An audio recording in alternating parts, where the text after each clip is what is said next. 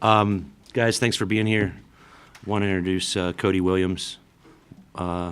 We as an organization are just super excited to have him join us. His talent, his character comes from a great family, and I know he's excited to get to work. Got a little bit of work in today, right? And we're just super excited to have him. So looking forward for you guys to get to know him, and they'll probably go easy on you, I would think, your first one. But I'm here to help. I got you. And so let's open it up to questions.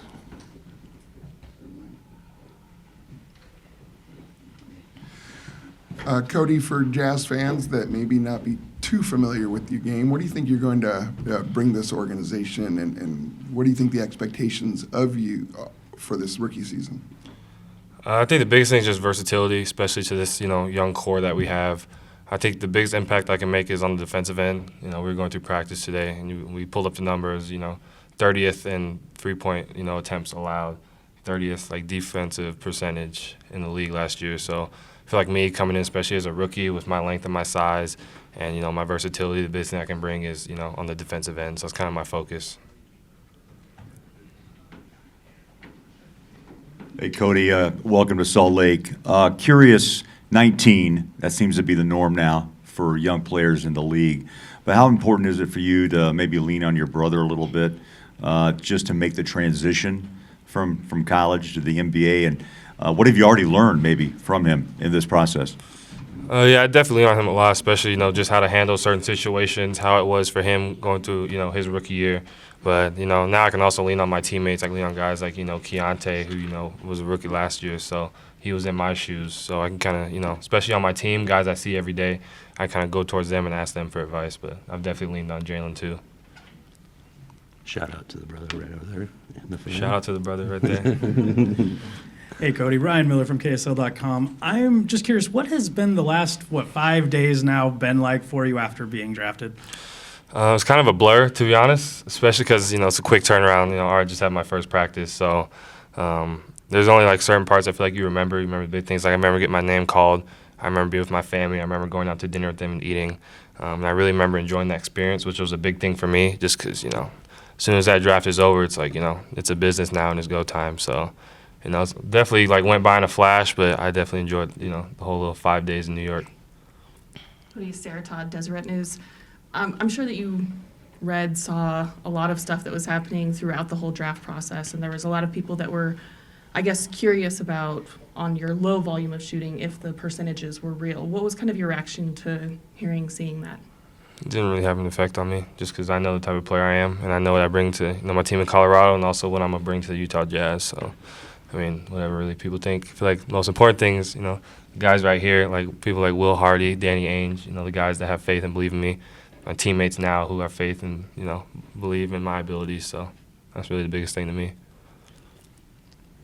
Cody, Tony Jones from The Athletic. What can you take from your experience at Colorado, to help you with the translation to the NBA? And, what were some of that experience, especially with KJ and Tristan, that you could take from playing with them to your translation to the league?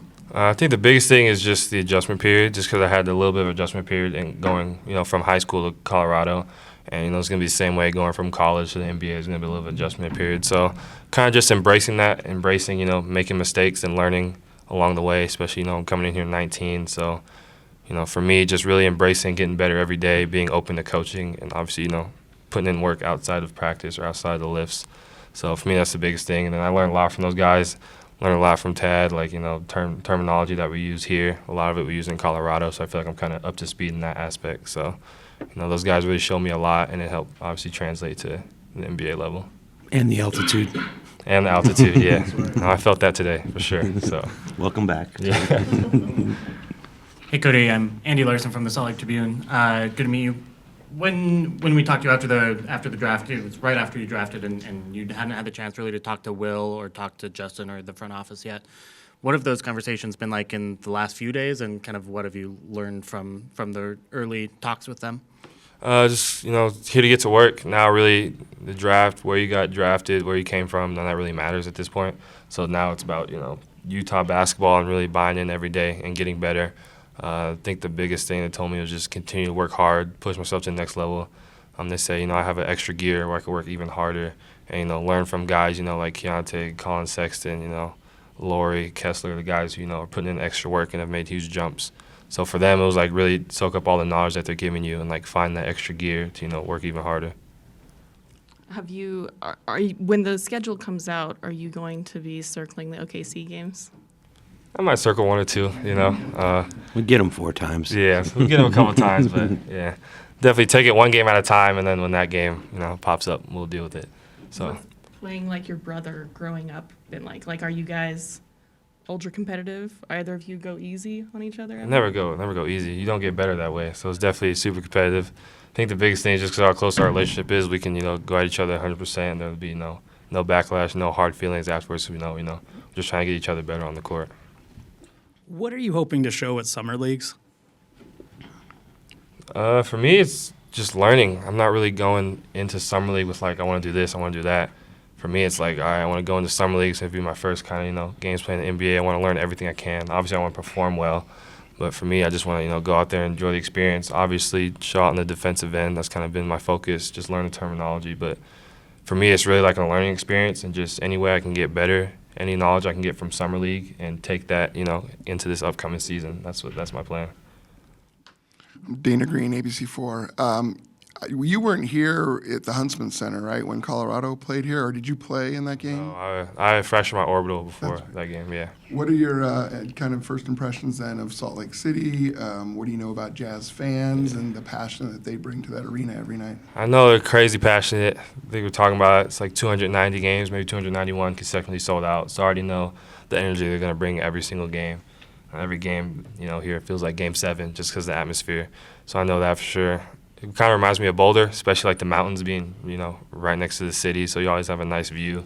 It's really easy to get around. It's a nice, nice little peaceful town. For me, it's kind of a place where I can really lock into basketball and work. So that was the biggest thing for me coming in as a rookie. So I love it out here so far. Cody, David Locke, Jazz Radio. Watching some of your Colorado games, there were an occasional moment where you came off a pin down and burst, got to turn the corner and burst, but more often than not, there was a guy in the middle, pretty big guy. If I went back and watched your AAU game or some of your, what other parts of your game would I see that maybe I didn't get to see by watching you play at Colorado? I mean, really, I was able to showcase everything, that I could bring to the table, and I feel like that's why I'm in this position. Especially, I went to a good system that allowed me to play my game, and they highlighted my strengths and also helped me develop my weaknesses. So for me, I feel like especially going to a school in the system that fit me the best, I was able to kind of showcase my all-around game.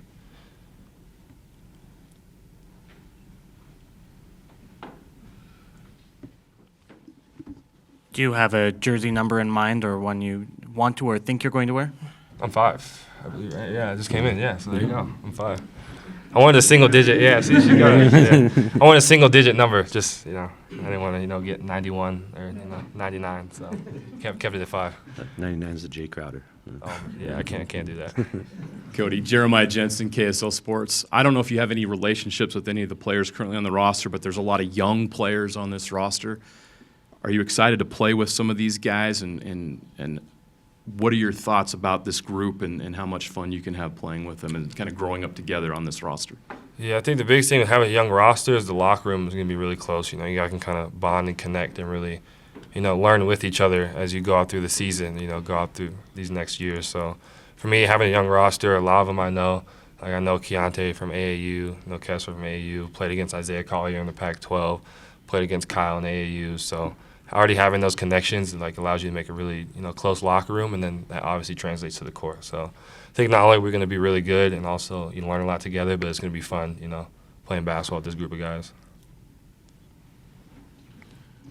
For Justin, you've dealt with a lot of young players coming in with 1 year of college experience. How does Cody kind of differ from them? He seems mature, seems wiser beyond his years. I think part of it's a credit, first and foremost, to his family. Done a great job raising him. Obviously, perspective with his older brother currently in the league. You just don't get a chance to get that growing up. It's not like every family that has an NBA player is running around with a very good NBA player who's an older brother or anything else. So I think that gives him a head start. Sorry. I also think he's smart. He's good at figuring things out and figuring things out quick. So we've already had conversations, Danny, myself, with Cody, and kind of what the initial expectations are, and his perspective is absolutely correct for Summer League. Summer League's about the experience, about learning about the physicality, learning about the speed, and learning about, like, he knows what he needs to work on. We have a personalized plan for him that will help him make gains in those things, but a lot of it's just experience to go through it. Play good, play bad, just play hard.